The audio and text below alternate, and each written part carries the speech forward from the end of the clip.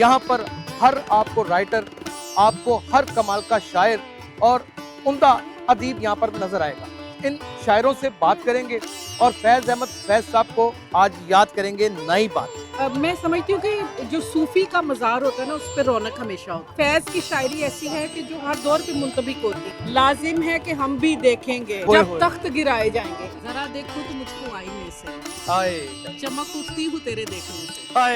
नाज़रीन, इस वक्त मैं यहाँ पर अलहमरा आर्ट काउंसिल में खड़ा हूँ। यहाँ पर मैं आपको बताता चला जाऊँ कि अदबी बहार का सिलसिला शुरू हो चुका है और यहाँ पर उस अदब की तलाश है आज जहाँ पर फैज अहमद फैज कहा करते थे कि तेरियां किधरे ना पैंदियां दसां।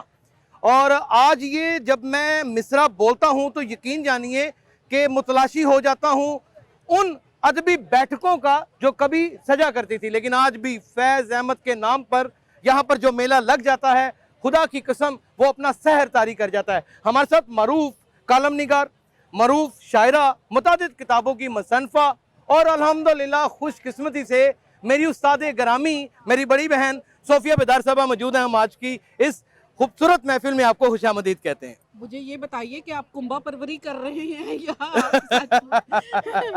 बीइंग राइटर आप मेरा इंटरव्यू नहीं, कर रहे हैं? बीइंग राइटर, क्योंकि आप मैं आपको एडमायर करता हूँ, believe me. I know. Thank you so much. ये देखिए ना कि मैं समझती हूँ कि जो सूफी का मज़ार होता है ना, उस पर रौनक हमेशा होती है। अल्हम्दुलिल्लाह, वाह उस पे ढोलकी बजती है, वाह, उस पे भंगड़े डलते हैं, मेहंदियाँ कही जाती है हैं। ना? क्यों आमना? वाह। सूफी के मज़ार पे ढोलकियाँ बजती हैं और मुल्ला का मज़ार जो है ना वो वीरान होता है। मुल्ला का मिजार वीरान होता है, ये बहुत बड़ी बात कर दी है। मुल्ला जिंदगी में भी वीरान होता है, बाद में भी उसका मज़ार भी वीरान ही होता है ना।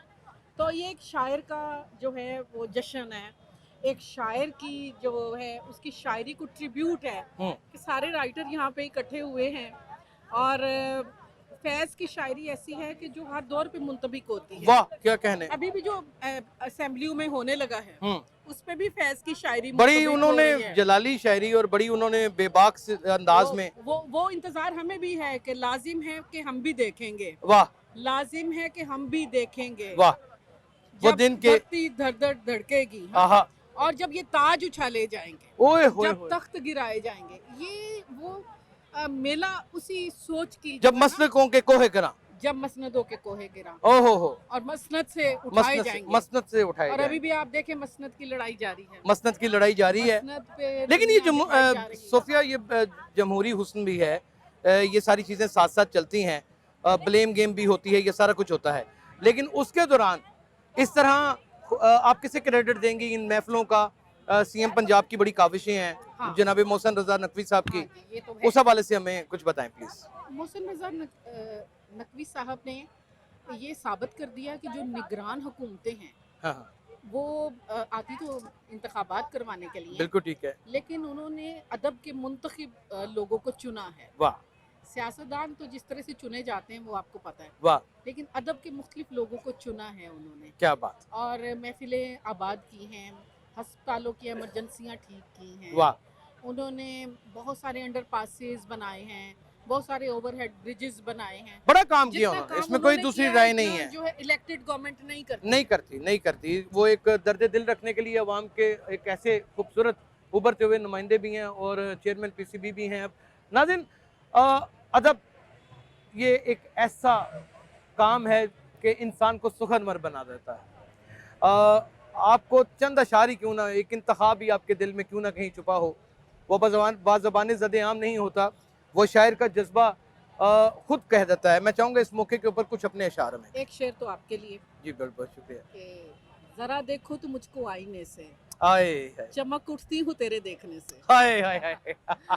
और फिर दो चार अशार के कॉम्प्लें सुनने को मट्टी से निकल आई थी, क्या खूबसूरत लफ्ज है, कॉम्प्लें। कॉम्प्लें सुनने को मट्टी से निकल आई थी, वाह, तुमने आगाज़े मोहब्बत में अजब बातें की, क्या बात, ये किस जमीन पर लिख दिया आपने। और एक दर्दे को हन आँख से धोया नहीं जाता, वाह, जब रंज ज्यादा हो तो रोया नहीं जाता। जब रंज ज्यादा हो तो रोया नहीं जाता, ये सुपुर्दगी और हवालगी की एक ऐसी अलामत है नाजरीन के ये शायर का अंदर का एक ऐसा सूफी जो उसके अंदर हर एक के लिए अपनी जात की मनफी करके जीने की तकवीत देता है, ये इसकी अलामत है। हमने फैज़ मेले को आज कवर करने का इसलिए भी इरादा किया कि क्योंकि हमारी ज़िंदगियों को सहल एक खूबसूरत शायरी ही बनाती है।